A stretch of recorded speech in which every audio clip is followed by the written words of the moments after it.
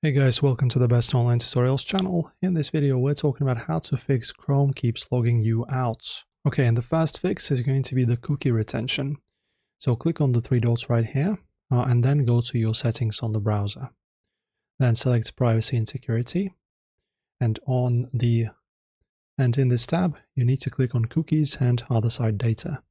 All right, and in here, guys, you need to find a setting that's called Clear cookies and site data when you close all windows. So if this is toggled on, Chrome is literally following your orders to log you out every time you close it. So just toggle this off.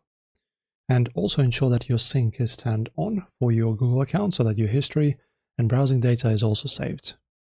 So that's pretty much it, guys. Also, if nothing helps, I just highly recommend firstly trying to clear your cookies by yourself. So you just open up your settings once again in here. And in the search, type in clear, or just if you can't find it, you can click delete browsing data under the privacy and security, or just reset your browser completely right here with this button. So that's it, enjoy, and thank you for watching.